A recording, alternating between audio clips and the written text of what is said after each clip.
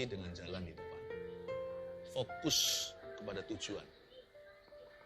Tidak sedikit di antara kita, saya bisa rasakan dalam roh saya, yang sudah lepas kendali, kayaknya sudah nggak punya pegangan. Ingat, ketika kita tidak punya pegangan, Tuhan masih pegang kendali atas hidup kita. So we can go back to being still. Kita bisa kembali tenang. Mari kita buka sama-sama di kitab Daniel pasal 4 ayat 33. Ada cerita seorang raja yang menjadi gila, tidak waras pikirannya, namun Tuhan sembuhkan secara ajaib. Ayat 33 langsung saja, pada saat itu juga terlaksanalah perkataan itu atas Nebukadnezar. Dan ia dihalau dari antara manusia, dan makan rumput seperti lembu, dan tubuhnya basah oleh embun dari langit, sampai rambutnya menjadi panjang seperti bulu burung Raja Wali, dan kukunya seperti kuku burung. Ini kan orang sakit jiwa. Sedikit background latar belakang, bahwa Nebukadnezar itu tiba-tiba aja jadi begitu. Karena dia menyombongkan diri terhadap langit. Dia memegahkan diri terhadap Allah. Ia namanya Raja Adikuasa zaman itu, Raja Babilonia. Orang ini very powerful dan berwibawa. Tiba-tiba aja dia kehilangan pikirannya yang waras. Apapun penyebab hari ini hati kita kacau balau, baik itu kesombongan atau tekanan, pokoknya kalau kita sudah melewati batas-batas normal, hati kita rasanya sudah hilang di dalam tubuh kita, Tuhan masih bisa kembalikan. Tidak ada kata terlambat, tidak ada yang namanya terlalu jauh yang Tuhan tidak bisa susul, lalu Tuhan tangkap kembali. Nebukadnezar menjadi seperti hewan. Kukunya panjang, rambutnya juga, tubuhnya basah, dan dia harus dikucilkan. Dia akhirnya diisolasi mandiri, karena sebagai kepala negara, dia akan mempermalukan bangsanya. Nah sekarang kita melihat ayat 34, apa yang terjadi padanya setelah itu. Tapi setelah lewat waktu yang ditentukan, aku Nebukadnezar menengadah ke langit, dan akal budiku kembali lagi kepadaku. Lalu aku memuji yang maha tinggi, dan membesarkan dan memuliakan yang hidup kekal itu, karena kekuasaannya ialah kekuasaan yang kekal, dan kerajaannya turun-temurun. Semua penduduk bumi dianggap remeh. Ia berbuat menurut kehendaknya terhadap bala tentara langit dan penduduk bumi, dan tidak ada seorang pun yang dapat menolak tangannya dengan berkata kepadanya, apa yang kau buat? Pada waktu akal budiku kembali kepadaku, kembalilah juga kepadaku kebesaran dan kemuliaanku untuk kemasyuran kerajaanku. Para menteriku dan para pembesarku menjemput aku lagi. Aku dikembalikan kepada kerajaanku, bahkan kemuliaan yang lebih besar dari dahulu diberikan kepadaku. Jadi sekarang aku, Nebukadnezar, memuji, meninggikan, dan memuliakan Raja Sorga, yang segala perbuatannya adalah benar, dan jalan-jalannya adalah adil, dan yang sanggup merendahkan mereka yang berlaku congkak. Sekali lagi ingatkan temanya, waktu hati kacau dan pikiran serasa gila. Belum gila sih, kalau yang ini gila sungguhan. Tapi hidup kita sudah merasa demikian. Berapa orang di antara kita hari ini merasa, aduh, sudah putus asa, bahkan kecewa. Hati kita itu udah kacau balau di dalam diri kita. Udah susah untuk tenang. Dan juga sulit untuk berdoa. Kalau kita mau ngaku ya, tidak sedikit di antara keluarga Saat Teduh hari-hari ini mengalami pergumulan dan tekanan sampai titik di mana sudah nggak bisa lagi berseru kepada Tuhan. Mau doa itu udah susah untuk berdiam diri. Mau baca Alkitab itu tergesa-gesa dalam hati, terburu-buru. Kita membacanya begitu aja nggak dapat apa-apa. Tahu kenapa? Karena hati kita lari-lari. Kita nggak bisa mikir satu hal gitu. Karena terlalu banyak hal yang dipikirkan. Sehingga sudah di luar batas, sudah masuk ke kategori overthinking. Orang yang overthinking sudah nggak bisa lagi ditangkap. Satu hal apa yang menjadi penyebabnya? Segala sesuatu sama-sama krisisnya. Setiap situasi, semua yang kita hadapi kritis semua. Kalau ditanya problemmu apa, nggak bisa tunjukkan salah satu. Ya pokoknya banyak. Aku ini bermasalah, semuanya problema. Sebutkan satu dulu, nggak bisa. Udah saking paniknya. Ini namanya panic attack. Siapa bilang panic attack itu hanya bisa kita alami waktu malam hari, waktu kita mau tidur. Ada pula orang-orang yang seharian panicking. Sepanjang hari around the clock, dari pagi sampai malam, kembali pagi lagi, itu hatinya panik. Lama-lama kalau begitu ya, pikiran kita bisa nggak waras loh. Meskipun nggak sampai sakit jiwa, tapi pikiran kita sudah nggak tertib. Udah nggak bisa berbuat apa-apa. Dengan kata lain, kita sudah dilumpuhkan dari dalam. Bagaimana caranya kita kembali tenang? Setelah Nebukadnezar gila, mari kita pelajari kuncinya. Ayat 34. Tetapi setelah lewat waktu yang ditentukan, aku Nebukadnezar menengadah ke langit. Itu dia. Menengadah ke langit, matanya tertuju ke Tuhan. Kalau kita nggak bisa pinpoint, tunjukkan satu hal apa yang menjadi duduk permasalahan, karena semua masalah kita itu sama seriusnya, kita bisa mulai dengan Tuhan. Mau solve problema, mau selesaikan masalah, jangan matanya tertuju ke masalah. Matanya tertuju pada Tuhan Yesus dulu. Menengadahlah dia ke langit dan akal budiku kembali lagi kepadaku. Bukan hanya dia menengadah, tapi akal budinya kembali. Dia mulai dengan satu hal dulu yang dia pikirkan. Saya nggak tahu pasti kira-kira apa yang dipikirkan Nebukadnezar detik ketika dia waras ya. Mungkinkah dia melihat, loh kukuku kok panjang? Loh kok aku tak telanjang? Kenapa rambutku gondrong begini? Kenapa aku bau? Saya nggak tahu dia mikir apa. Kalau dia mikir begitu, mungkinan dia down lagi. Saya yakin waktu dia menengadah ke langit, dia melihat sesuatu, cuma nggak ditulis di sini. Mungkinkah dia lihat ciptaan Allah yang begitu indah dan dia ingat penciptanya? Mungkin yang pertama dia ingat langsung adalah, oh Tuhan, aku berdosa, maafkan aku, tolong terima aku kembali dan ampuni. Atau mungkin dia berkata, aku masih muda, gak harus aku berakhir begini. Tuhan tolonglah aku bangkit kembali. Mungkin yang pertama dia pikirkan adalah kerajaannya. Hal kesatu yang muncul dalam benaknya, waduh kerajaanku bagaimana? Keluargaku seperti apa sekarang? Aku udah tinggal berapa lama? Nebukadnezar begini bukan mingguan loh. Cukup lama. Apa yang pertama kali Anda pikirkan itu menentukan apakah Anda keluar dari masalah itu atau terjerumus lebih dalam. Tulis dulu poin nomor 1 sebelum nanti saya lanjutkan.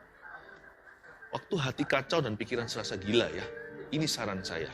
Arahkan hati pada satu hal dan serahkan sisanya. Arahkan hati pada satu hal dulu. Apa itu terserah, misalkan Anda punya 1001 problema. Anda mulai dengan satu problem dulu, bawa ke Tuhan. Peduli amat apakah problema tersebut yang terkecil atau terbesar. Pokoknya pilih salah satu, jangan pujasera. Janganlah buffet. Jangan grosir tapi retail.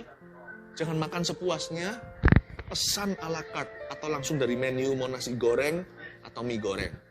Atau mau kuah. Pilih satu dulu, gandeng Yesus.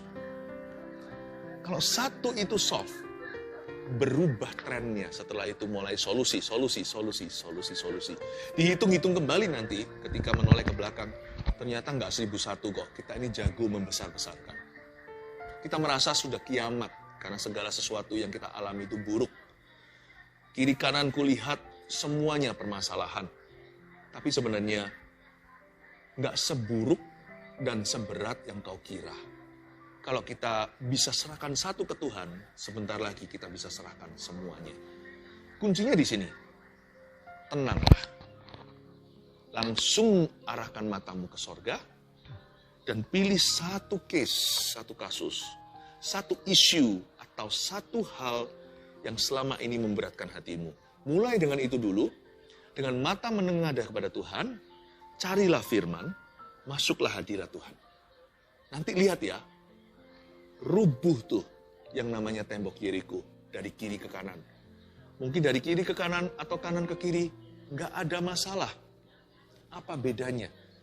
Kalau sampai ada satu batu yang hancur, seluruh tembok, sebentar lagi akan dihancurkan. Kuncinya terletak pada mulailah dengan satu hal. Lalu aku memuji yang maha tinggi ayat 34b dan membesarkan serta memuliakan yang hidup kekal itu. Karena kekuasaannya, ingat ya kekuasaannya. Ialah kekuasaan yang kekal dan kerajaannya turun-temurun. Jangan lupa. Yang menyerukan ini adalah orang yang berkuasa juga. Dia adalah raja adikuasa. Nebukadnezar ini di bagian dunia sebelah sana, zaman itu dalam peradaban Timur Tengah, Nebukadnezar itu superpower. Tapi yang membuat dia gila adalah karena dia terlalu percaya pada kekuatannya sendiri. Apa yang membuat kita frustrasi kalau jujur nih, adalah karena kita terlalu mengandalkan manusia. Lalu ambruklah semua harapan. Lalu kita kehilangan pegangan. Nebukadnezar juga sama. Tapi kali ini dia bertobat. Dia berbalik arah. Dia mengarah ke sorga. Sekarang yang dia muliakan dan puji adalah yang maha tinggi. Yang dia muliakan yang hidup kekal itu. Dan ia mengakui kekuasaannya. Ialah kekuasaan yang kekal. Kerajaannya turun-temurun. Luar biasa enggak? Makanya kalau kita mau sembuh, kalau kita mau keluar dari persoalan, kalau kita mau menang, jikalau kita ingin melihat terobosan dalam jiwa kita, lalu kemudian dalam hidup kita, janganlah mengandalkan kekuatanmu sendiri atau kekuatan manusia. Maka itu tuliskan. Poin nomor 2, waktu hati kacau dan pikiran serasa gila, ini yang perlu Anda dan saya lakukan. Jangan katakan, aku bisa. Tapi Tuhan akan melakukannya melalui saya. Ubah pengakuan mulutmu. Itu akan membawamu pada kesembuhan. Itu akan menarik kita masuk hadirat Tuhan. Itu akan mendorong kita selangkah lagi dekat pada solusi problema. Jangan katakan, I can, aku bisa. Kecuali I can do all things through Him who gives me strength. Aku dapat, aku bisa melakukan segala perkara, menanggung segala sesuatu dalam Dia yang memberiku kekuatan atau kuasa. Jangan katakan aku bisa, tapi katakan Tuhan yang akan melakukannya untuk aku. Aku tidak bisa keluar dari hutang ini, memang iya. Tapi Tuhan akan melakukannya bersama dengan saya. Aku tidak bisa ampuni orang itu sudah sangat merugikan keluarga kami. Tapi bersama Tuhan, aku akan bisa. Tuhan akan memberiku kekuatan. Tuhan akan memberiku roh pengampunan. Aku tidak bisa berdoa, tapi biarkan Roh Kudus di dalam diriku membantuku dalam kelemahan ketika aku tidak tahu harus bagaimana berdoa. Dia berdoa dengan seruan tak terucapkan. Aku tidak bisa percaya, tapi aku percaya. Aku tidak bisa percaya lagi akan janji Tuhan. Rasanya aku sudah putus asa dan sudah pupus pengharapan. Tapi ketika Anda buka Alkitab, bukalah hatimu, taburi aku dengan firman, karena iman timbul dari pendengaran. Biar Tuhan yang mengerjakan di dalam dirimu. Anda semi pasif aja. Aktivitas Anda hanya satu. Akui dengan iman bahwa Tuhan bisa. Tuhan masih mampu dan Tuhan akan melakukannya melalui dirimu. Saya selalu mengucapkan kalimat ini dalam bahasa Inggris dulu, nanti saya terjemahkan. Ketika saya lemah iman, saat saya kurang percaya, ketika saya hampir give up atau sudah ingin menyerah, saya selalu ingatkan diri saya sendiri dengan pengakuan-pengakuan di mulutku. Dengan pengakuan iman ini. God has done it for me. And He will do it through me and with me. Saya katakan begini dalam bahasa Indonesianya. Tuhan sudah melakukannya untuk saya. Saya selalu ingat apa yang Tuhan lakukan bagi kita. Yesus lakukan 2000 tahun lalu. Saya selalu menoleh lagi dan lagi ke Kalvari. Satu hal yang kita diperbolehkan untuk menoleh ke belakang, bukan untuk mengingat-ingat lagi kesalahan orang lain, atau mengingat-ingat kegagalan kita sendiri. Jangan hidup di masa lalu, jangan hidup dalam trauma, jangan ingat-ingat dosa. Apalagi kita mengulangi dosa yang sudah kita tinggalkan. Tapi satu hal diperbolehkan. Kita boleh menoleh ke belakang dan kita tidak akan menjadi tiang garam seperti istri Lot.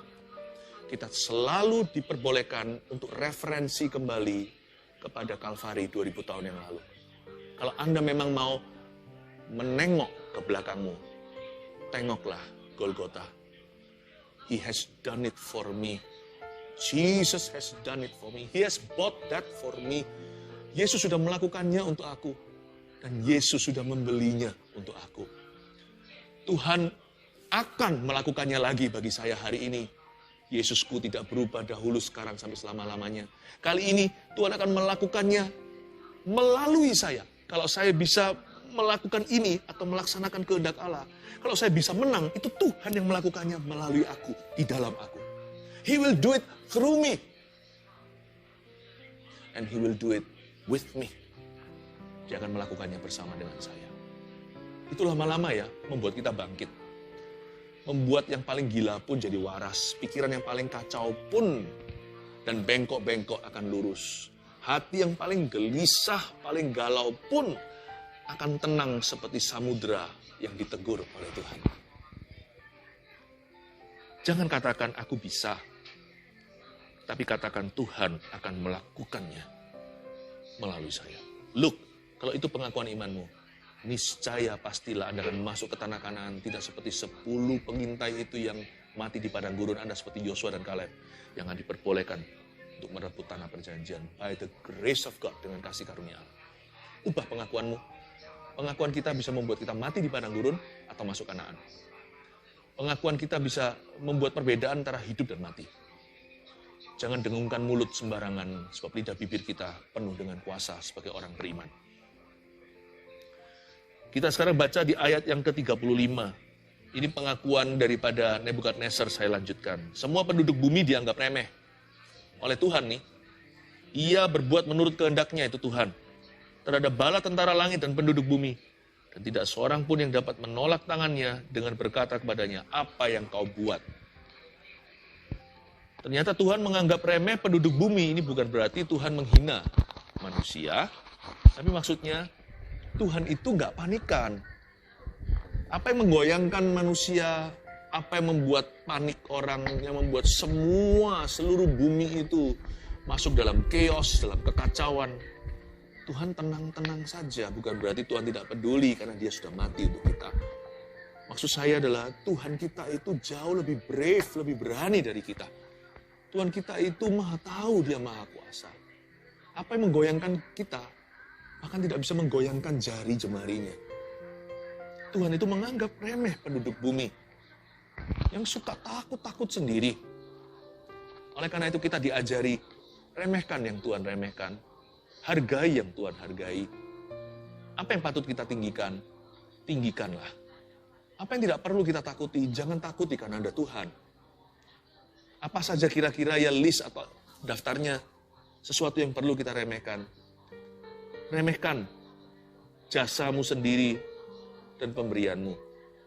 Ini yang membuat Nebukadnezar juga membuat Nebukadnezar kehilangan akal budinya karena dia itu selalu besar-besarkan sesuatu yang nggak perlu. Dia membesarkan jasanya, kerajaannya, pencapaiannya. Cepat lambat suatu hari ketika dia membumbung tinggi, dia nggak akan siap waktu direndahkan. Manusia hidup itu kan ada up-nya dan ada down-nya. Janganlah kipas-kipas dirimu selalu. Janganlah tinggikan dirimu. Supaya nanti waktu hidup membawa kita turun, kita nggak stresan. Nebukadnezar itu terlalu membanggakan jasa dan kerajaannya. Remehkan. Remehkan juga saat-saat ketika Anda dizolimi sama orang. Apa yang nggak usah dipikirin? Nggak usah dipikiri. Ampuni saja. Ngapain sih kita bergulut dengan sesuatu yang Tuhan tidak suruh? Kenapa kita bergulat dengan memori-memori yang Tuhan bilang buang? Ketika kita itu disalahi, diperlakukan tidak adil, remehkan. Asal hati kita benar dan kita serahkan ke Tuhan, kita responi segala sesuatu dengan firman, sudahlah, please do not mind, udahlah jangan keberatan. Kalau kita keberatan dengan perlakuan orang lain kepada kita, orang lainnya juga acuh tak acuh, tak peduli, tapi kita yang keberatan yang akhirnya penyakitan. Remehkan. Berapa orang stres itu stres yang nggak perlu. Ada stres yang bagus, stres kerja, itu baik sih. Itu membuat kita jadi mengutamakan persiapan, sehingga kita sungguh-sungguh dalam performa. Stres ujian, ulangan membuat seorang mahasiswa belajar. Stres kompetisi, rivalry atau persaingan yang sehat, membuat seorang atlet latihan agar dia menjadi juara. Tapi terus terang, tidak semua stres itu bagus. Ada stres yang nggak perlu. Saya yakin ya, sebagian di antara kita hari ini itu tertekan batinnya. Bukan karena Tuhan izinkan, tapi karena Anda izinkan. Udahlah, remehkan. Kalau kita pernah disalahi dan sebagainya. Ampuni, tutup buku. Ngapain dipikiri? Tuhan tuh meremehkan penduduk bumi. Remehkan juga apalagi pujian orang. Itu juga perlu diremehkan, bukan hanya hinaan. Dipuji orang nggak usah terus dipikirin, apalagi dibumbuin, lalu didengung-dengungkan, di replay lagi. Lama-lama akan membuat kita jadi lupa diri. Orang yang terlalu banyak kena pujian dan dia nikmati, orang itu tidak punya vaksinasi. Sedikit virus persoalan tiba, orang itu akan terkapar sudah. Udahlah, pujian jangan terlalu dipikirkan. Hinaan juga jangan terlalu dipikirkan. Renungkan firman Tuhan siang dan malam, membuat hati kita waras, pikiran juga waras. Haleluya. Ayat 36. Pada waktu akal budiku kembali kepadaku, kembalilah juga kepadaku kebesaran dan kemuliaanku untuk memasyurkan kerajaanku. Para menteriku dan para pembesarku menjemput aku lagi, aku dikembalikan pada kerajaanku. Bahkan kemuliaan yang lebih besar dari dahulu diberikan kepadaku. Luar biasa nggak? Saya nubuatkan kalau Anda setelah saat teduh bersama hari ini bisa konsentrasi lagi. Ini yang saya sampaikan kan semuanya saran-saran praktis dari firman. Ini adalah solusi agar jiwa Anda tenang lagi. Dan supaya Anda bisa fokus kembali kepada panggilan. Fokus pada jalan di depan itu, supaya kita bisa konsentrasi penuh. Saya yakin, setelah ini akan ada terobosan baru bagi dirimu, katakan amin. Setelah ini akan ada kemuliaan yang lebih besar yang akan menjemputmu, seperti para menteri dan para pembesar Nebukadnezar menjemput dia. Ketika akal budinya kembali, nggak harus kita itu gila dulu baru akal budi kembali. Sebagian di antara kita itu sudah serasa gila. Belum gila, tapi sudah kehilangan akal budi sehatnya. Apa-apa kerja itu gerusah-gerusuh, tidak pernah tenang mengerjakannya. Apapun yang tidak tenang kerjanya, Anda tidak bisa merajut dengan indah. Apapun yang tangannya gemetaran, tidak akan bisa jadi itu sulam-sulaman. Hidup itu, indahnya, glori kemuliaan Allah itu pada detil-detil kehidupan kita. Nah kalau kita gemetaran tangannya, atau kita nggak tenang, terkesan terburu-buru dan tergesa-gesa, mana bisa hasil rajutan kita indah. Makanya itu kita jadi orang yang nggak pernah bagus apapun yang dilakukannya. Dikerjakannya nggak pernah lulus. Segala sesuatu yang diselesaikannya nggak pernah rampung. Makanya itu kalau Anda bisa tenang lagi sesuai dengan firman hari ini, saya tahu hadirat Tuhan akan membuatmu tenang. Saya yakin akan ada kemuliaan lebih besar yang Tuhan berikan dalam kehidupan Anda, apalagi tahun depan. Akal budimu kembali juga kebesaran dan kemuliaanmu, serta kemasyuranmu. Amin. Jadi sekarang, aku Nebukadnezar, perhatikan ayat yang terakhir. Sekarang itu resolusi. Aku Nebukadnezar memuji, meninggikan, dan memuliakan Raja Sorga, yang segala perbuatannya adalah benar dan jalan-jalannya adalah adil. Dan yang sanggup merendahkan mereka yang berlaku congkak. Ayat 37, jadi sekarang resolusinya adalah memuji, meninggikan, memuliakan Raja Sorga. Ini kan pujian penyembahan. Lalu dalam pujian penyembahan itu dia terus menyanyikan atau mengaku-ngakui atau menyebut-nyebutkan segala perbuatan Allah yang benar. Itu kan lirik pujian. Menyebutkan perbuatan Tuhan yang benar. Dan mendeklarasikan jalan-jalannya yang adil. Besar dan ajaiblah karyamu, adil dan benarlah jalanmu. Itu salah satu lirik lagu yang saya barusan quote. Nebukadnezar memuji dan menyembah Allah Israel. Dia praise and worship Jesus. Memuji dan menyembah Tuhan Yesus di perjanjian lama. Luar biasa. Waktu hati kita kacau dan pikiran kita serasa gila, jangan lupa ya, perbanyak memuji dan menyembah Tuhan. Sebab itu yang menyembuhkan dan menenangkan. Isn't this beautiful? Saya waktu membaca ini, saya melihat, gak perlu loh kita itu obat penenang kalau kita tahu firman. Gak perlu loh kita obat tidur. Gak perlu loh kita itu sampai depresi. Sungguhan. Tidak perlu sebab kita punya pilihan. We have a choice. And choose to praise and worship Jesus. Pilihlah selalu untuk memuji dan menyembah Yesus. Waktu hati kacau dan pikiran serasa gila, coba apa aja? 1, arahkan hati pada satu hal dan serahkan sisanya. 2, jangan katakan aku bisa, tapi Tuhan akan melakukannya melalui saya. 3, perbanyak memuji dan menyembah Tuhan. Ayo kita memuji, menyembah Tuhan lagi. Sampai hati kita tenang, jangan akhiri saat duduk bersama ini. Saya tunggu sampai setiap hati yang gelisah tenang kembali. Apakah mendengar seruan hatiku? Tak pernah kau lepaskan dari kasih-Mu.